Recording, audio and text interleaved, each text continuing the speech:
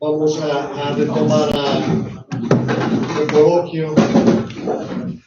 Dar la palabra a Stefan Grondelaers, PhD Senior Researcher at Meertens Institute in Netherlands, que nos va a hablar de dynamics of language standards in complex, controversial communities.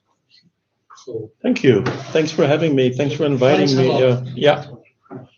My title has changed 6 times in the past 2 days, as all of our titles have. Casting the net wider, in this specific case, pertains to what sort of tools you have to develop to get a comprehensive overview of ideologies and attitudes in a community. I promised you case studies in 1 uncontroversial and 2 controversial cases. Let's stick to the controversial ones, which are more interesting and which I have the time for.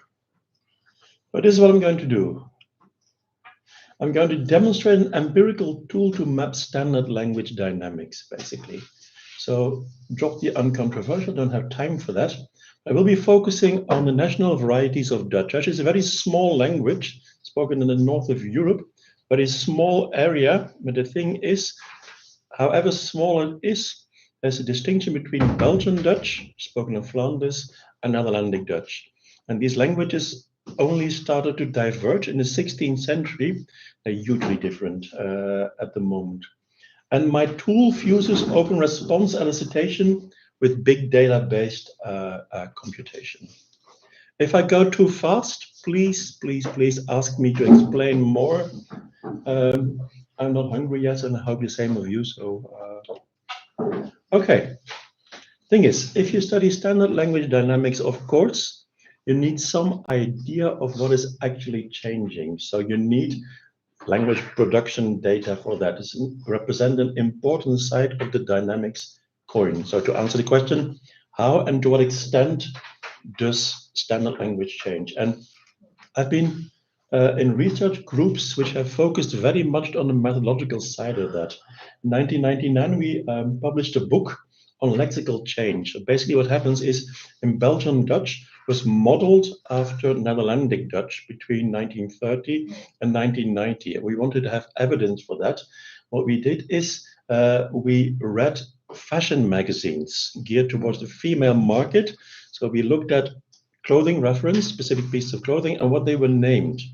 And we did that in 1950, 1970, 1990. 1950, by the way, includes being in the cellar of musea among the rats. So it is a nice touch to sort of collecting data. And what we find is that there's an obvious convergence between Belgian and Netherlandic Dutch. In the past years, I've turned to Twitter data to track variation and change. I studied sibilant palatalization, the fact that at some point in Belgian Dutch, young people started saying stijl instead of stijl. We wanted to know why that is, and we checked Twitter data for that.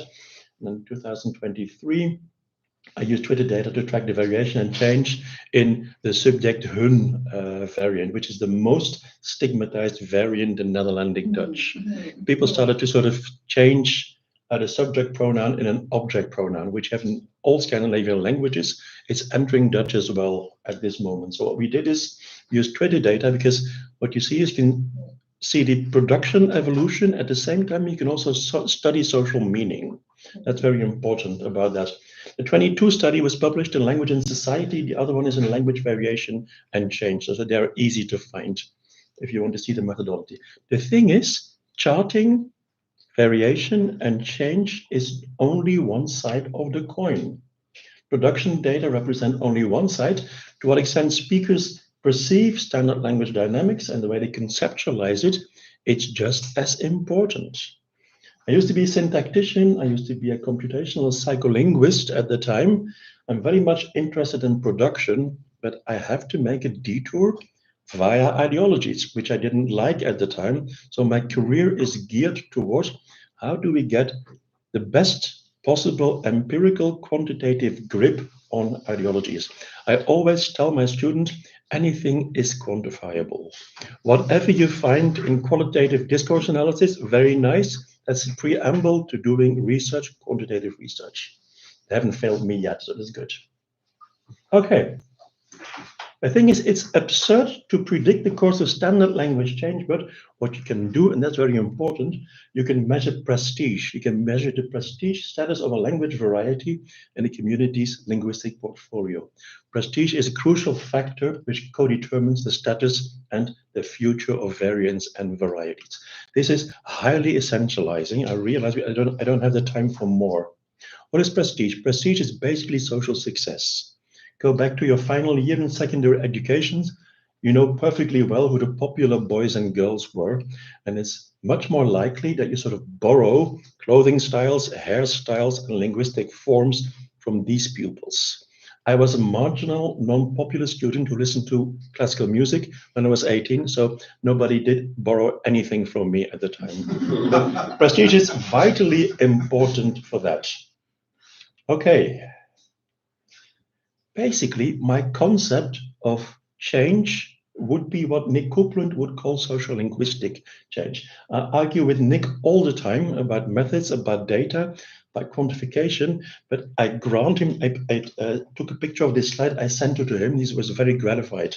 First time I quote him in public. So a first step, and this is social linguistic change, is to blend the concepts of linguistic change and social change into a unified notion of social linguistic change, broad enough to conceptualize the interplay between the existing variationist field, traditional social linguistics, the field I was in, and changes in the structure and application of beliefs and social evaluations of language varieties.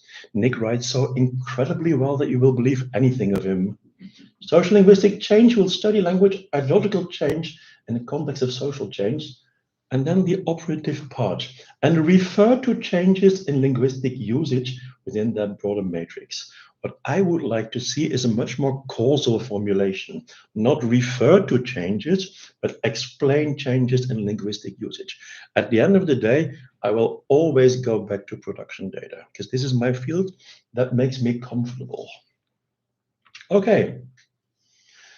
Okay, problem with prestige. Prestige is not easy to measure because prestige is not an intrinsic characteristic of variance. You won't find it in a dictionary. It is typically framed by ideologies, by the way we conceptualize linguistic society. And an ideology, we've heard it defined many times in the previous lectures. I'm grateful to all of my co-speakers for doing all my theoretical leg up work. But basically, ideologies are clusters of normative beliefs which explain and drive linguistic behavior in a community.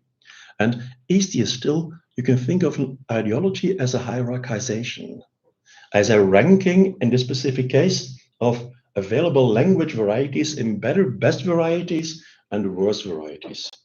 The person who got me to doing this work is Sture Christiansen from Norway, and he never uses the word prestige. He said it's a laden word, you don't have to use it, use best language. And best language has the advantage that you can use it for different hierarchizations. Okay?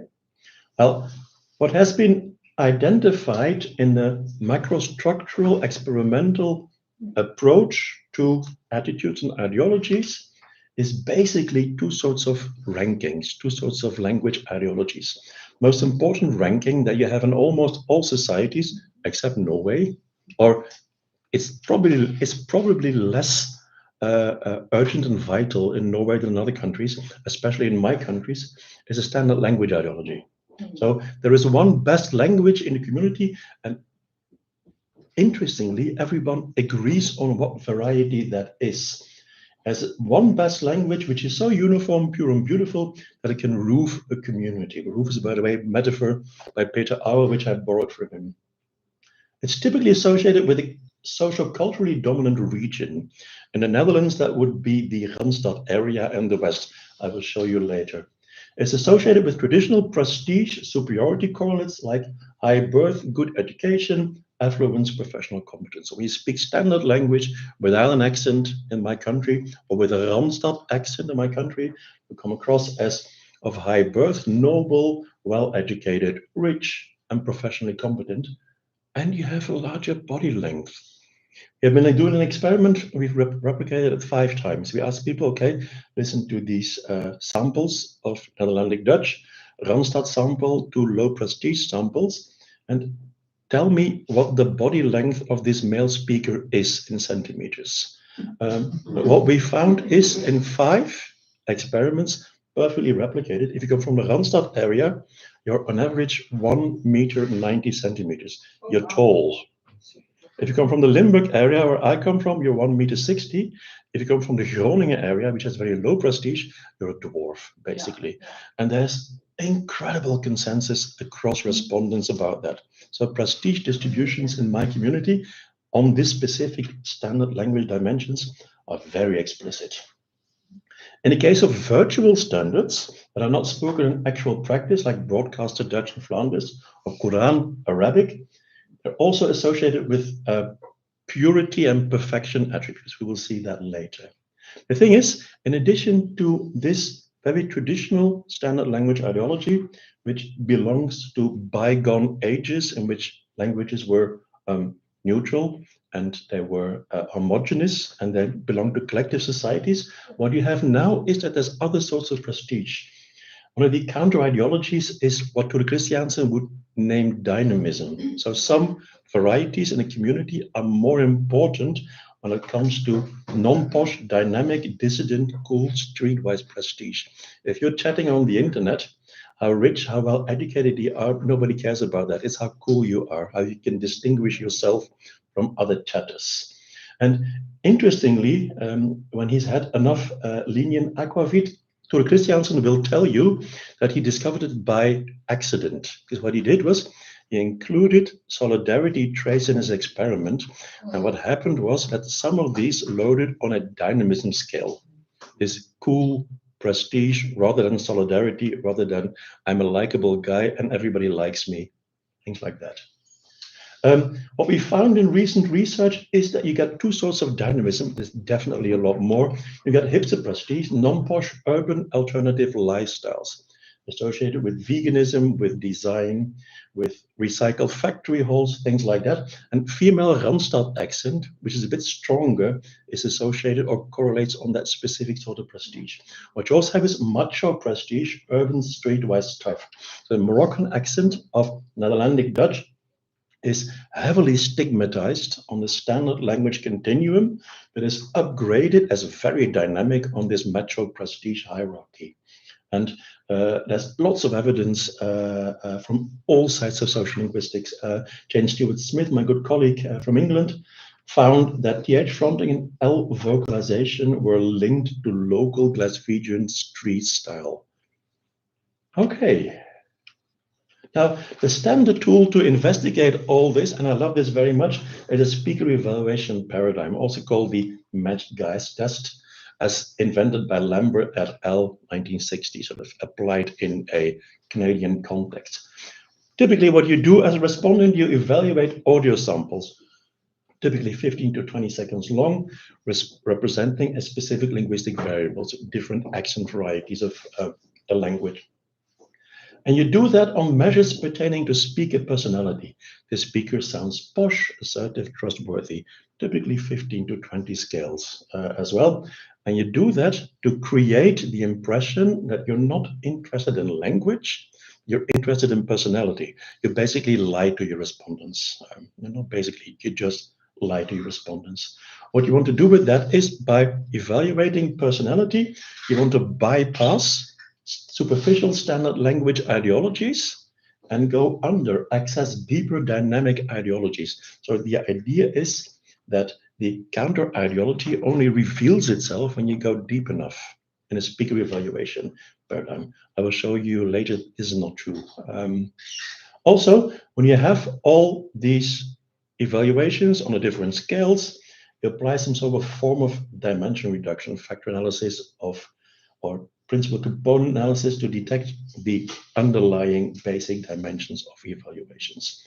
There's typically 2 dimensions which are being investigated: superiority and solidarity. Superiority, so the standard language ideology, and solidarity, the idea that if you speak a dialect, you're more, you're nearer to other persons, you radiate greater solidarity, you embrace each other more.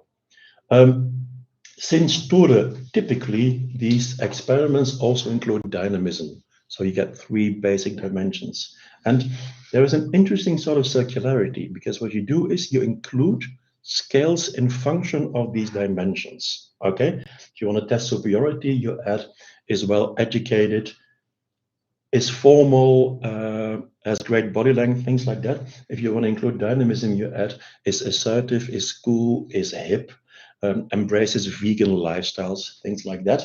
And solidarity is typically is nice, is social, is trustworthy, is good at parties, likes parties, things like that. Okay, that's a lot of problems with this great technique. We've been using it for ages, but there's problems with it. It has been criticized as early as Lee 1971, which is only 10 years after its invention.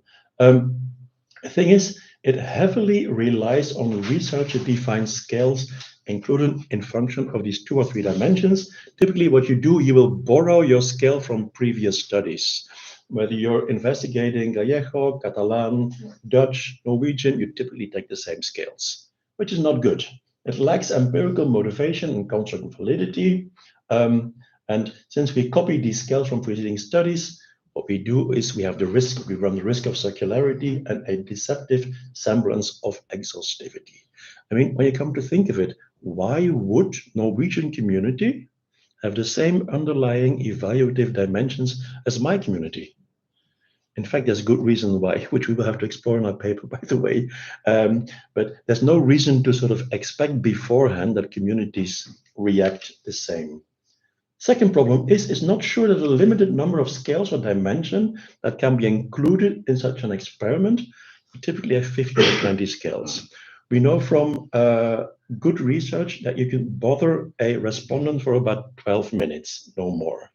After 12 minutes, if you don't pay them, they start to lose interest, which means you can sort of typically include 4 varieties, which you sort of evaluate on 15 to 20 scales, no more than that.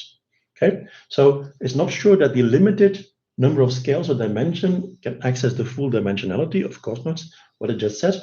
Also, the fact that you have the limit number of investigated varieties that can be included probably does not exhaust the full portfolio of competing varieties, especially not in non-European post-colonial societies.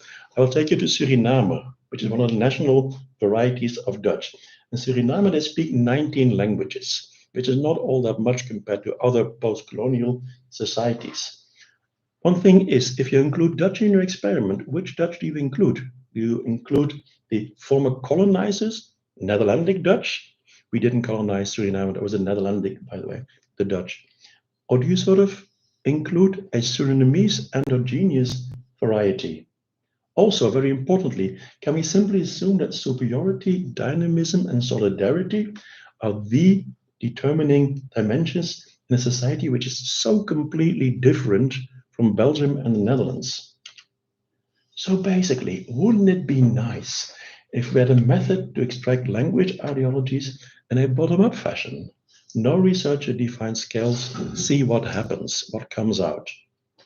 Wouldn't it be possible, wouldn't it be nice if we had a tool which allowed us to extract evaluations amicably from within the society, what Un referred to just now, and as objectively as possible? That's a big point. Objectivity has a dangerous ring to it in social studies. In this specific case, if you're studying Flemish language attitudes in Belgium, you really have to keep your own value system out. I mean, I try to convert teachers of Dutch in Flanders to being more accepting of variation, which means I have a specific ideology myself. Well, I really want to keep that one out of these data. So objectivity in this specific case is a safe criterion. Wouldn't it be nice if we could diagram, map these ideologies in their multidimensional essence, not restricting our analysis to 3 dimensions, but showing them at the same time? In a panoramic view, large zoom distance, so overlooking the whole field and not just focusing in on a specific stretch of discourse to try to extract them from that. Okay, this is what I'm trying to get at. Wouldn't it be nice that we have these diagrams, these ideological maps, to show the simultaneous operation of different dimensions, but also to obtain an interpretable image of standard language dynamics and crucial sociolinguistic issues. That's what we would like, wouldn't it? Let me show you first what Dutch in Flanders and the Netherlands is like. The bluish hues are the Netherlands. This is Belgium. The northern part of Belgium is where Dutch is spoken. Brussels, which is completely in the Flemish territory, is bilingual, but in practice is French, it's francophone, and this is francophone. And there's a small stretch of villages where German is spoken. I come from the Limburg area, by the way, which is heavily low prestige, by the way. Okay. Oh, the Randstad area is this one.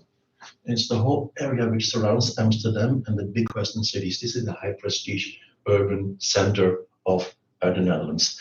This is the Limburg area, low prestige. The Groningen area is where the dwarves come from, basically very low prestige. A bit of history first before I explain the tool. What happened is that at some point there was a Dutch Republic of 17 provinces in that specific area, but in 1585 the Netherlandic Dutch managed to rid themselves of the Spanish, and it doesn't sound nice in this country, I'm sorry for that, but at that point the Netherlands, the Nederlanden, northern Netherlands, managed to rid themselves of the Spanish, whereas in Flanders we had continuous occupation until 1830, not only by the Spanish, also by the Austrians and by the, there was another country, by the French, of course, Napoleonic Wars. What happens is that Dutch in the Netherlands underwent a normal standardization. Netherlandic Dutch is an uncontested lingua franca for all the Dutch. There's a bit of accent variation, there's these crazy new forms, but basically everyone knows what they mean, what their social meaning is, so there's a great consensus variety. There's very relaxed... Written or spoken? Spoken also. Spoken also. Absolutely. As everyone agrees what the standard is. If I explain to my students what the situation in Flanders is, they simply don't understand what we're bothered about. Such a lot of emotion and energy. Yes, basically, yes, true. No language policing, by the way, very important in the Netherlands. On the broadcaster, whatever accent you have, if it's mild, if it keeps you intelligible, nobody cares about it. Flanders, very different history. Flanders continued to be occupied until 1830, and the incipient standardization of Dutch in Flanders was interrupted, and French became the dominant variety for 3 centuries. If I go back to my native village in Limburg, in the early 1800s, what happened was that local people spoke dialects, their own dialects, and anything which had to do with education, with administration, was in French. A complete diglossia at the time. And the standardization of Dutch resumed only at the beginning of the 20th century, and the good folks in Flanders had the idea, why don't we borrow the standard language from the Netherlands, which is finished, and impose that on the Flemish in 30 years' time. By an unprecedented media offensive, it was done by hyper-standardization, the government and media supported imposition of the Northern Dutch standard. If you didn't speak that standard, you were stupid, you were rural, basically that. The thing is, did it work? No, it did not work. It did not materialize in an uncontested vital standard, but it engendered a strong ideologization of language use in Flanders. People are heavily concerned about linguistic mistakes. My mother, for instance, is a champion of pointing out my linguistic mistakes. After 2 sentences, she does them herself, these specific mistakes, she doesn't hear them. So Flanders is a police society as far as language is concerned. There's an interesting paradox. The Flemish adore and cherish a variety they don't speak, standard or VRT Dutch, and they speak a variety they hate, a colloquial variety named tussentaal, or interlanguage. Let me tell you a bit more about it. The Standard Dutch, VAT Dutch, is the uncontested norm for spoken standard usage since the 1950s. But it's highly problematic as a lingua franca. It's exoglossic. It's modeled after Netherlandic Dutch. It's a non-vital, actually it's a virtual variety. About 500 people in my country speak. My brother is one of them. He trained to be a VAT, a broadcasting announcer. He has no accent whatsoever. But he only speaks this variety when he is on air, not when he's speaking to us. So it's not actually spoken except in news contexts on the Flemish national broadcaster.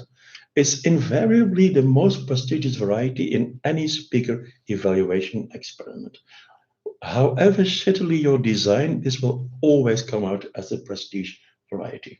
And it's explicitly propagated by the Flemish government as the only good variety, but it's clearly not a practical variety, and it's a variety many Flemish are uncomfortable with. My PhD supervisor, dedica, calls it a Sunday suit. It's something that you wear when the occasion demands it, but you take off and it's no longer necessary. Okay. The actual practical standard of tussentaal, that nobody wants to sort of confirm this, is tussentaal. And we use the term thuisfamilie after two soap series aired on the Belgian broadcaster in which this variety is actually spoken. And tussentaal is a neutral appellation for an increasingly vital colloquial variety which is situated in between the standard and the dialects, hence the tussen, zwischen. In between. It's not uniform. Actually, it's basically a style. It is a toolbox of variants that you can use to flavor your standard Dutch with. That's basically what it is. It's a repertoire of phonological, lexical, and morphosyntactic features, and it enjoys explicit and forceful public rejection. If you use this in public spheres, you're ignorant, you're a Limburger, you are whatever vile thing they can throw at you in Flanders. Nice, isn't it?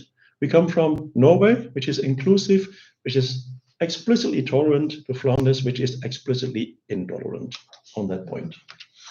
Okay, two important social linguistic issues we want to sort of solve with the ideological maps. Is the conservative standard language ideology in Flanders represented in a categorical dichotomy between one good variety and many bad all other varieties? And if it does, we will easily see in the representation, of course. The second thing is VRT Dutch, is standard Dutch a realistic practical standard, or should we turn to tussentaal for that? By the way, saying this is a heresy in Flanders. You should never say this. For some reason, I'm being invited to lots of teacher training courses. And when I say the letter, the people cross themselves. Waar die retro staat dan. Here you can speak free. Yeah. Oh God. I'm not being persecuted in this country. Thank you so much. I mean, you occupied us in the 16th century, but sort of you. Okay. How do we draw these ideological maps? At the basis of it is a very easy sort of experiment. You present people with the label of varieties, and you ask them, please give me the first three adjectives which come to mind. May you see the label of this variety? You put a clock online in the experimental setup. You give them 30 seconds to sort of hurry them a bit, and it works perfectly. Anyone can do this, no problem whatsoever. So in this specific case, you include a number of variety labels. Dutch has spoken on the official broadcaster, VRT Dutch. Dutch has spoken in soap series like Familie or Thuis. And that's one of the disadvantages of this method. You've also been referring to that. For some varieties, there simply isn't a broad label. Tussentaal is a technical linguistic label. So you need a proxy for that, but it works perfectly. People know exactly what you mean. Then we also included the label Dutch with a Ghent accent. Ghent is the capital of East Flanders, beautiful historical town, and is the place where most good indie rock bands in Flanders hail from, typically. Antwerp accent, Limburg accent, West Flemish accent, Moroccan accent.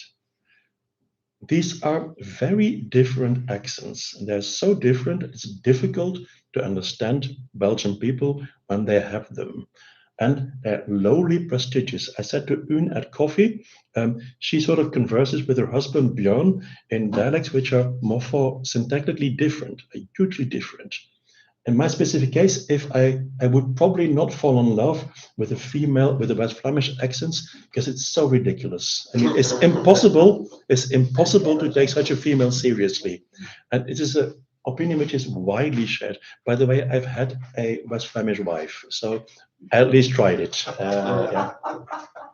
We also included Hollands, which is a popular denomination for Netherlandic Dutch. So basically, we investigated 7 varieties. And I give you an example here. VRT Dutch, one young female returned the adjectives posh, sterile, artificial. Quite rare, that opinion. And an elderly male returned beautiful, necessary, clear. Because we have the idea in Flanders that as soon as we stop speaking this posh Dutch, it all goes wrong. Our society collapses. Okay. Could I ask you, is it, did you play them or did you present them? Just the labels. Yes. Labels. For my Surinamese data, we also played them. And it gives you a hugely different picture. I'll show you in a minute. We had 211 highly educated participants. I mean, I don't even want to start with lowly educated participants in the Netherlands. And we had 1,013 adjective types, which were used 4,242 times. Okay. Interestingly, for 83% of the non-hapaxes, the types which were mentioned more than once, we had valence information available. Our good psycholinguistic colleagues, for some reason, they have more time than we do. They do experiments in which they investigate how positive or how negative is a term. And there's a huge repertoire. There's 20,000 Spanish terms, by the way, which they've investigated this. And there is a very strange and striking consensus that yellow, for instance, gelb, geel, is a positive word. For me, it has no association whatsoever, but there's a huge consensus. Yellow, yes, it's a positive term. Sorry? You do that? The family name is Amarelo. It's very positive, man. You see now that you have psycholinguistic corroboration for the positiveness of your name. The thing is, we can distinguish on the basis of these data between positive and between negative active. Okay. What you want to do next is you want to cluster the returns in positive and negative evaluative dimensions. And crucially, this is the exact opposite of speaker evaluation. In speaker evaluation experiments, you include 15 scales, which you as a researcher define, and you perform factor analysis on them to infer the basic dimensions. What you do in this specific case is you elicit free response returns and you cluster them in larger evaluative dimensions. So it's the exact opposite, very much bottom up, of course. The thing is, you cannot cluster lexemes, but you can cluster row vectors. Here I'm getting technical, so please bear with me. If you don't understand, ask me. How do you know, how does a computer know whether 2 lexemes are synonymous? Purple and magenta apparently have related meanings. I'm colorblind, so I don't see it in any case. But what we do is we have a huge corpus, 1 billion word corpus, in which we use all the context for purple and for magenta. And we ask the computer delimit an 8-word space. So on the left, delimit 4 lexemes. On the right, delimit 4 lexemes. And then we go by Roger Firth's famous adagium, you shall know the meaning of a word by the company it keeps. You will never know what magenta and purple mean, a computer won't know, but a computer will know what these words appear with in context. So what we do is we have a list of 5,000 frequent content words, and we basically count the frequency of these 5,000 words for each of the adjectives which are returned. So basically what you get is, for the semantic passport for each adjective, you get a row vector of 5,000 figures. And that you can work with, of course. This is an example. So what you see on the vertical dimensions are the adjectival returns. On the horizontal dimensions are ordered alphabetically the 5,000 keywords that we sort of use to draw up semantic passports. And it works excellently. What you see is that magenta and purple have a 90% overlap as far as their factors and meanings are concerned. I know this sounds horribly nerdy, but bear with me. This is the way in this case to sort of go forward. Next, what we do is we have these passports for all these 1,000 keywords, and then we use cluster analysis to cluster these in larger clusters. So basically what you see is the evaluations, if we response evaluations, are clustered in semantically related dimensions. And interestingly, there's more than the 3 dimensions we typically include in speaker evaluation. In this specific case, there's 22 dimensions, there's 22 potential hierarchizations. Okay, this is what you get. You get this huge list of adjectives, and the computer will tell you, okay, these adjectives, they correlate, they cluster. Computer won't give you a name, so you have to invent a label for that, but not all that difficult, okay? If your reference corpus is large enough, you will end up with clusters with highly related adjectives. Okay, you have your 7 labels, you have your 22 clusters, and then you use correspondence analysis, which is a technique to sort of plot the relations between frequencies, and you plot that in a 2-dimensional space. And this, ladies and gentlemen, is basically your map. If you want to read more about that, there's a paper in the Journal of Linguistic Geography that you can use. My daughter has started an anthropological PhD, and she said that I had a toy complex on account of that specific paper. It's not true. And this is what you end up with. This is, I purport that it is an ideological map of the Flemish repertoire. So let's interpret this together. VRT Journal, conservative standard of Flemish Dutch. Thuisfamilie, tussentaal, the purloined variety everybody hates, but everybody speaks. Your own Limburg accent. And a cluster of other varieties. If you want to interpret the dimensions in which they are, you go by the positive green clusters. These are the name of the adjective clusters, and the red ones. And what you see here is that you go from pompous, arrogant, boorish, unsophisticated to enlightening, clear, and pure. This is a norm dimension. It's obviously a norm dimension. And what we expected, given the conservative proclivities in Flemish society, we expected a binary distinction between this variety and all the other varieties, which does not happen. I'll come back to that. The other dimension, goes from sluggish to all other adjectives. This is sort of a dynamism dimension. Okay, these are energy varieties. My own Limburg varieties is low energy. It's because we talk like that in Limburg. We have this sing-song intonation we are very famous for. I can't even imitate it because I got most of it years ago. So this is what you can do. 2 important questions is there a binary distinction between low prestige and one high prestige variety? No, obviously not. Second question, if we need a practical standard for Belgian Dutch, would it be VRT Dutch or tussentaal? Now, VRT Dutch is associated with enlightening, clear and pure. By the way, the distance of these evaluative clusters to label sort of indicates that it's more heavily impacts the characterization of that label, as you of course have surmised. Enlightening, clear, pure are typical ideological returns that this is the best language. This is a virtual language. Clear and pure, I mean, no language is clear and pure as such. Okay?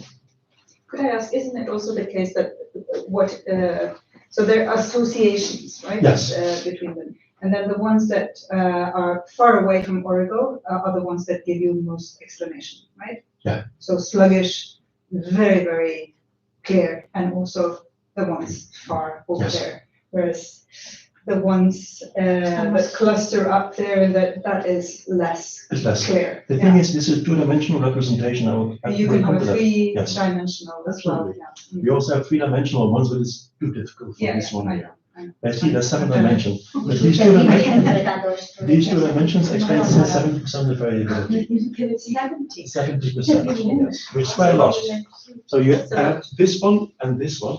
Very importantly, Antwerp accent, in this specific case, there's a third dimension which distinguishes between Antwerp on the one hand and all the other varieties. Because Antwerp is known to be highly arrogant. But arrogance is 1/3 variety. There's 6 others. So if you sort of want to arrive at 100%, you need 6 other dimensions as well. Okay? You're totally right about this. Basically, what is the practical variety of Dutch? And this is very strange because we hadn't expected it. I mean, this is a very direct technique. And according to Ture Christiansen, if you ask people directly, what you will get is the dominant standard language ideology. This is much more differentiated these data. He still doesn't believe me, but he will have to at some point. Tussentaal is associated with proper, familiar, beautiful, civilized, partly also virtual, but also practical. Yeah. So the two issues. Is standard language ideology in Flanders, is that binary? No, it is not. No. Which is like the standard? That one obviously is. Okay? Great. As far as dimensions is concerned, is it only superiority, dynamism, solidarity? Solidarity never shows up. Typically, when people classify these languages on the basis of adjectives, they rely on source of prestige to sort of classify them, and there's lots of very negative returns here. So this method as such is panoramic, it answers your questions, and it's much safer than speaking about evaluation as a first step, okay? Let's move on. Let's move on from a difficult situation to an even more difficult one. Oh no, I have to show you this first. Interestingly, we have older and younger respondents, and there's clear generational change. Yeah. This is another way to represent these data. This is a hierarchical cluster dendrogram. This is another way of clustering, presenting information. For older participants, what you see is they distinguish between Limburg on the one hand and all the other varieties on the other hand. And within this right cluster, they distinguish between VRT Dutch and all the other varieties. So to the older participants, VRT Dutch is sacrosanct. It's the most important variety. Now see what happens in the younger evaluations. The younger participants, they have 2 clusters, and on the left, Tussentaal and VRT Journaal are in 1 cluster. Okay? They cluster these as very similar, this specific thing. So what you see is obviously the case that this ideology for younger persons is changing. Okay? After 200 years of dominance. I've been trying to explain this to language teachers, and they're starting to believe me. My partner is a literary author. She used to write in this highly formal Dutch. She's now including Tussentaal variables to sound more authentic. Kind of what you showed yesterday, the distinction that Gell makes between, on the one hand, formal and distant, and on the other hand, what dialects are like, authentic and oral. Basically, our practical standard of Dutch includes all these attributes. Okay? What Peter Auer calls a neo-standard, what I call an emergent standard, is basically this. And so you have all the evidence that you need for this. Okay, how am I doing for time, Enrique? 10 minutes. 10 minutes? All It right. has to be more. But of course, at least 40 more. Yes, you know. Thank you so much, Annelieke. Yes. You have to treat me in the same way as you treat Unso. Yes. That's it. Okay. Netherlandic data I don't have time for. Very interesting. Let's go to Suriname. This is where Suriname is. Suriname is in the north of South America and it borders Brazil. So Lucas would know where it is. It has 19 languages, and Dutch has been the only official language since 1876. It's the language of the Dutch colonizers, who weren't all that nice. There's an extremely complex linguistic history because it was, of course, populated, and you tend to forget because the Dutch almost wiped out all the indigenous people, that it was populated by native Amerindian civilizations. Arawak, Trio, Carib. Then came the colonizers, the English and the Dutch, which used English and Dutch. Then people made slave, developed the Sranan-Tongo Creole, and some of these people, enslaved people, they sometimes fled to the jungle. It's a very interesting anecdote. The Dutch are noticed for their stinginess. They don't like to spend money. So whenever supervisor visited the estates, plantages, said, how many slaves do you have? And according to the number of slaves, you would pay taxes. The Dutch would send half of their slaves into the jungle. And when the supervisor has passed, invited them back. Sometimes they didn't come back. They created communities in the jungle, and this gave rise to maroon languages. Yeah, absolutely. From 1863, when slavery was abolished, the Dutch said, okay, what are we going to do now? They invited Chinese, Hindustani, and Javanese people, which they paid actually so little, they were the new generation of slaves. So basically you have 19 languages. You have 5 main ethnicities: Creole, Hindustani, Maroon, mixed Japanese. Now when you sort of go into a classroom in Paramaribo, the capital, it's easy to see the distinction between these people. It's incredibly nice. Okay. The social linguistic issue in this specific case is something which occupies the Surinamese government. What should we recognize as a standard language? Should we recognize Netherlandic Dutch as a standard language? This is deeply ingrained in the educational establishment. If you ask teachers, almost all female, almost all Creole, of course they speak now Netherlandic Dutch. They don't. It's a very obvious difference. Or should they encourage an endogenous Surinamese Dutch variety? And this is something that you typically see in post-colonial societies. There's a tension between the language of the former colonizer, the Netherlandic Dutch, locally flavored versions of this language, in this case Surinamese Dutch, and locally developed Creoles, in this specific case Hanan. There's many people in Suriname who believe that Hanan, local English-based Creole, is a vehicle for endogenous emancipation, which should be supported, obviously. And there's people who believe that there should be a more prominent position for English in Surinamese society. And then it became independent in 1975. Many people already wanted to turn to English at that specific time. Okay, they didn't, unfortunately. So what happens? We did a free response experiment in 2019 in Paramaribo. There's 600,000 Surinamese, about half of which live in Paramaribo. So this is quite representative for Surinamese society. We had 483 respondents, and we didn't have many persons over 45, which is a pity. And the ethnic stratification of a sample largely matched the census data, and the largest groups are mixed people, people of mixed origin, who don't really care about what ethnicity they have, Hindustani people and Creole people. And this is an answer to your question, Un. We both elicited language labels and 20-second audio stimuli. We asked speakers of the 5 dominant varieties, 2 speakers for each, to tell us a little bit about a board game. And we edited 20-second samples for this, which we of course tested profusely in a pre-experiment, whether they work. Okay, these are the language labels. SN is, and I will remind you in a second, Surinamese Dutch, Surinaams Nederlands.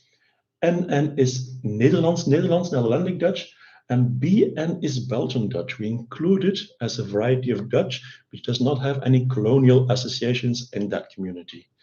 I mean, we've Can I had. ask a question now? Sorry? Can I ask a question now? Absolutely. Have you tried to do this without providing the language labels? Absolutely. We also had audio stimuli, okay, which were unlabeled. Okay. I'll show you in a minute, because they give quite different classifications. SR is Sarantongo, the local Creole. SAR Saranami is the Hindustani variant. Saramakan and Auken are maroon varieties, very different. And then we have three sorts of English. American English, which is the sort of optimal variety for many Surinamese. We had Guyana English, which is associated with high crime stereotypes. I don't know whether that's the case in Brazil as well. People from Guyana, English-speaking Guyana, are sort of associated with, yes, Crime. all the bad things in the world. Yeah, you don't have that? No. Yeah, in Suriname it's very active. And we had Jamaican English, because many people in Suriname like reggae music, so Jamaican English, obvious variety. And this is what happens. Very different picture. Surinaams, Nederlands, Surinamese Dutch, American English, Netherlands, Atlantic Dutch, Belgian Dutch, Jamaican English, Sarantongo, and all the ethnic varieties. Saramakan, Maroon language, Auken, Maroon language, Saranami, Hindustani. Okay? First dimension, vertical dimension, goes from gangster, nuisance to need. And need is a typical attribute of a known variety. So basically, what we have in this specific case is some sort of superiority. Speaker status. You also have speech status, ugly, stupid, unintelligible, old-fashioned, odd to need. So basically, you have two dimensions there. However that might be, Surinaams, Nederlands, the endogenous variety, is the most important one. What you have on the horizontal variety, it goes from ugly, stupid, unintelligible, old-fashioned, odd, unreliable, to cool, heritage music, love, freedom, flexi, as a dynamism dimension. So interestingly, this very different society has both the conservative ideology and the counter-ideology in these data. So, important question, which is the most important variety? Surinamese Dutch, obviously. Okay? You have a cluster between this, you have a cluster with the other varieties of Dutch, ethnic languages, and these dynamic languages. The thing is, these are uncomfortably close together. So if you want to impress the government with a basis for language policy, for decision making, you need a larger distance. So what we did is, we redid the exercise with the spoken audio samples which were not labeled. Yeah. You get a very different picture. No, not very different.